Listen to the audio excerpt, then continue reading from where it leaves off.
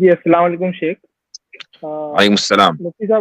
مفتی صاحب میرا سوال یہ ہے کہ یہ الولا والبرا کیا ہے؟ میں نے کوئی بڑے عالم سے سنا پاکستان کے، وہ کہہ رہے تھے کہ سارے کافروں سے نفرت کرنا، اور تو یہ سب کیا ہے؟ مطلب اسلام میں ہے کیا ایسا کچھ؟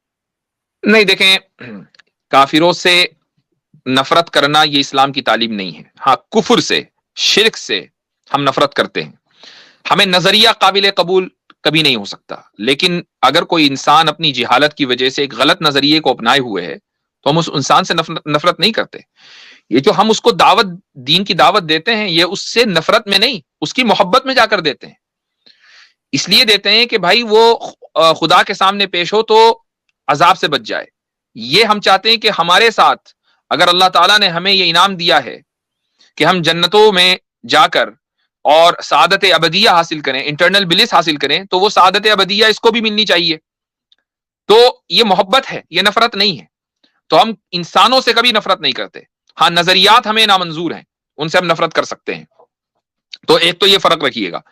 عقیدہ ولا اور برا، اس کا تعلق دراصل ایک اسلامی حکومت سے ہے کہ اسلامی حکومت اگر ہے تو آپ کن لوگوں سے الائنس قائم کریں گے اور کن لوگوں سے نہیں کریں گے. آپ مسلمانوں سے الائنس قائم کریں یا ان لوگوں سے الائنس قائم کریں جو آپ کے نظریے سے متفق ہیں.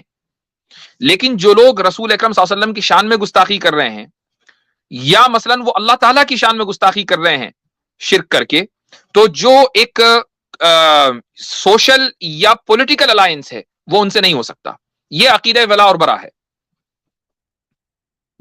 ٹھیک ہے بھائی؟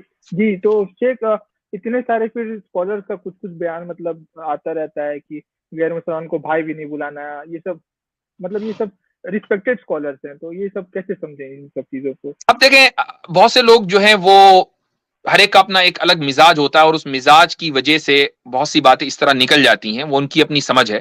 آپ ہمارے پاس آئے ہیں، ہم تو اپنی بات کر سکتے ہیں اور ان لوگوں کی بات کر سکتے ہیں جن سے ہم نے علم حاصل کیا ہے. اب ہم ہر ایک کی تو ذمہ داری نہیں لے سکتے. مجھے معلوم ہے کہ ابھی ایک ویڈیو آج کل بہت فلوٹ کر رہی ہے سوشل میڈیا پر، اور اس میں وہ یہ کہہ رہے ہیں کہ کافروں سے اتنا ہی تعلق رکھو جتنا آدمی باتھ روم میں مجبوری میں جاتا ہے. یہ چیز جو ہے بہرحال ہم اس سے متفق نہیں ہیں. ہم اس کو جو ہے تسلیم نہیں کرتے ہیں. اگر اس طرح کی کوئی بات جو ہے چل رہی ہے سوشل میڈیا کے اوپر، اور چل رہی ہے، میں نے دیکھی ہے، تو یہ قرآن کا نقطہ نظر نہیں ہے. رسول اکرم صلی اللہ علیہ وسلم تو کفار کو، مثلا جو وفد آتے تھے، ان کو مسجد میں ٹھہراتے تھے، مسجد میں ٹھہرتے تھے. وہ ان میں سے بہت سی مرتبہ لوگ اسلام قبول کر لیتے تھے، بہت سی مرتبہ نہیں کرتے تھے. اب آپ یہ دیکھیے کہ جو پچھلے ہفتے ڈیبیٹ ہوئی تھی، اس میں ایک حدیث آئی تھی جو سمامہ ابن اسال رضی اللہ عنہ کی حدیث تھی. ان کو رسول اکرم صلی اللہ علیہ وسلم نے مسجد میں تو رکھا تھا ستون سے باندھ کر، اور اس وقت تو وہ کافر تھے، بعد میں انہوں نے اسلام قبول کیا. اگر ایک کافر اتنا زیادہ برا ہے کہ جتنا کہ باتھ روم کی گندگی، تو اس کو تو مسجد میں نہیں لانا چاہیے نا. رسول اکرم صلی اللہ علیہ وسلم تو ان کو مسجد میں لے کر آئے. وفود کا جو ڈیلیگیشنز ہوتے تھے مسجد میں بیٹھ کر استقبال کرتے تھے. تو یہ اپروچ تو غلط ہے. تو مفتی صاحب بیسیکلی ہوتا کیا ہے کہ یہ لوگ مطلب کوٹ کرتے ہیں بہت سارے سلف کا اوپینین، جو کہ دیکھنے پہ بہت ہارش لگتا ہے کہ اہل بدعت کے ساتھ ایسا کرنا، ویسا ٹریٹ کرنا، سلام کا جواب نہیں دینا، بات بھی نہیں کرنا، ان کے ساتھ بیٹھنا بھی نہیں. میں آپ کو اس کی مثال دیتا ہوں عمران بھائی، میں اس کی آپ کو مثال دیتا ہوں. ابھی ایک صاحب ہمارے یہاں آئے، ہماری ابھی تھوڑی دیر، آپ نے شاید سنا ہوگا.